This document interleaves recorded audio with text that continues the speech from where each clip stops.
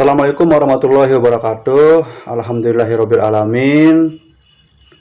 Ya, dalam kesempatan ini kita akan mempelajari materi tentang konsep hak dan kewajiban asasi manusia.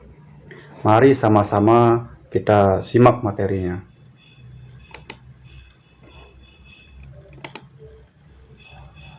Dan adapun kompetensi dasar dari materi ini yaitu menganalisis kasus-kasus pelanggaran hak asasi manusia dalam perspektif Pancasila untuk mewujudkan harmonisasi hak dan kewajiban asasi manusia dalam kehidupan berbangsa dan bernegara. Kemudian untuk kompetensi terampilannya yaitu menyaji hasil analisis terhadap kasus-kasus pelanggaran hak asasi manusia dalam perspektif Pancasila untuk mewujudkan harmonisasi hak dan kewajiban asasi manusia dalam kehidupan berbangsa dan bernegara.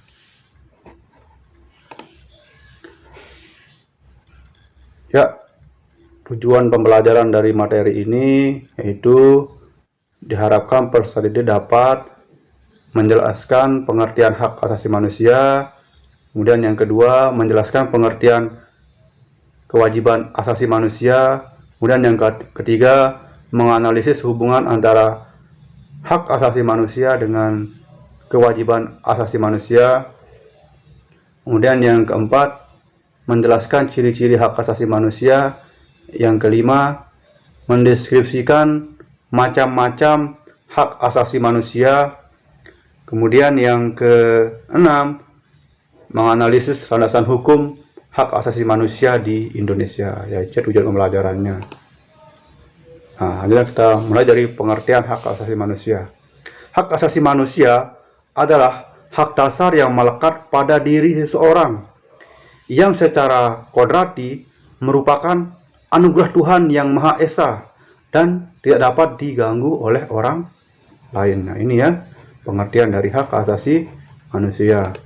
Selanjutnya, adapun di sini pengertian hak asasi manusia menurut Undang-Undang Nomor 39 Tahun 1999 tentang hak asasi manusia, di mana dalam pasal 1 ayat 1 dijelaskan bahwa hak asasi manusia adalah seperangkat hak yang melekat pada hakikat dan keberadaan manusia sebagai makhluk Tuhan yang Maha Esa dan merupakan anugerahnya yang wajib dihormati, dijunjung tinggi, dan dilindungi oleh negara, hukum, pemerintah, dan setiap orang dari kehormatan serta perlindungan harkat dan martabat manusia. Ya, ini ya pengertian hak asasi manusia menurut Undang-Undang Nomor 39 Tahun 1999. Ya, selanjutnya di sini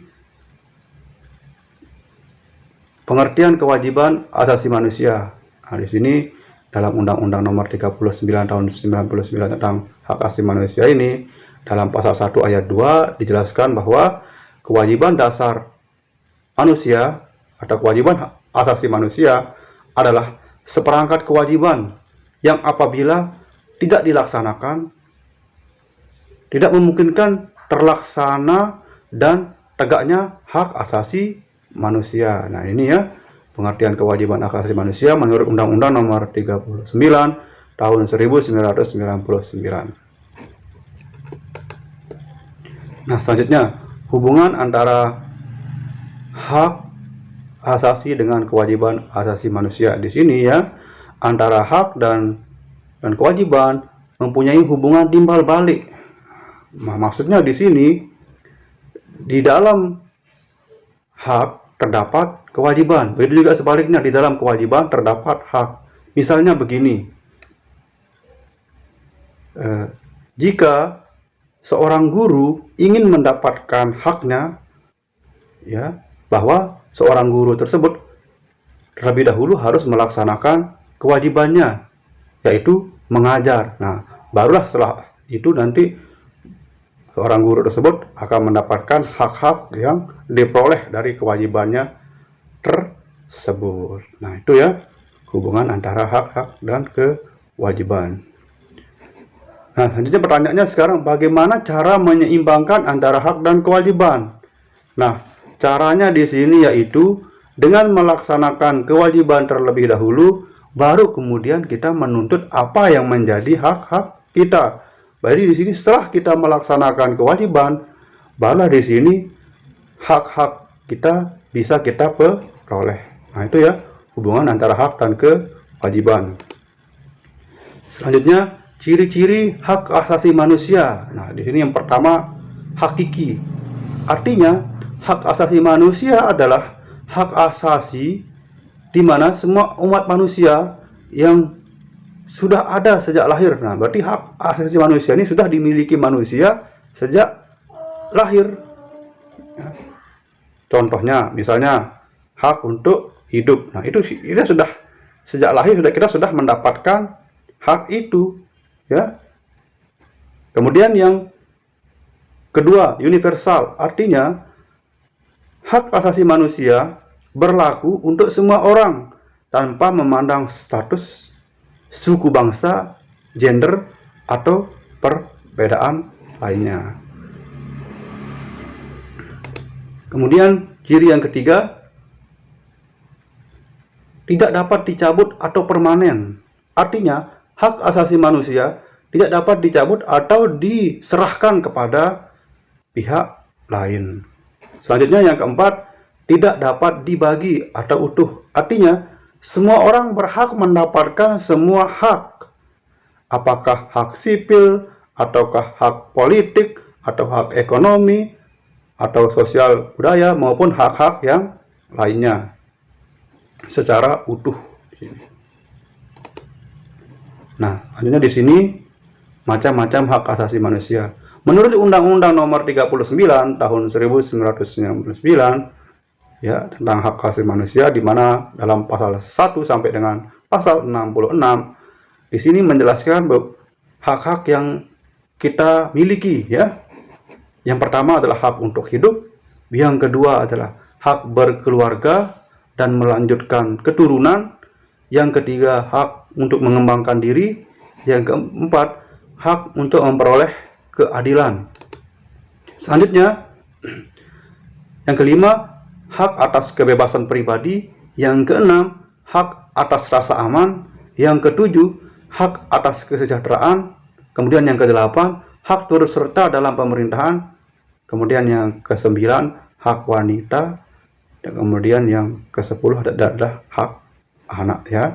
Nah, ini ya macam-macam hak yang dijamin oleh Undang-Undang Nomor 39 Tahun 1999 tentang hak asasi manusia. Selanjutnya di sini landasan hukum hak asasi manusia di Indonesia. Yang pertama adalah Pancasila, terutama di sini adalah sila kedua, yaitu sila kemanusiaan yang adil dan beradab. Kemudian yang kedua adalah Undang-Undang Dasar Negara Republik Indonesia tahun 1945, yakni dalam hal ini pasal 28A sampai dengan J, ya. Kemudian yang ketiga adalah TAP MPR Republik Indonesia nomor 17/MPR/1998 tentang hak asasi manusia.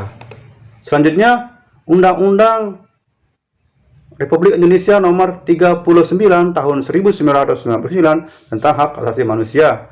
Kemudian yang kelima adalah Undang-Undang Republik Indonesia nomor 26 tahun 2000 tentang pengadilan hak asasi manusia. Ya, ini ya beberapa landasan hukum hak asasi manusia di Indonesia. Ya, demikian ya penjelasan materi tentang konsep hak dan kewajiban asasi manusia. Selanjutnya nanti anak-anak diharapkan untuk mengerjakan soal penilaian berikut, ya. Demikian ya penjelasan dari Pak Guru. Mohon maaf jika ada kesalahan. Wabillahi taufiq wal hidayah. Wassalamualaikum warahmatullahi wabarakatuh.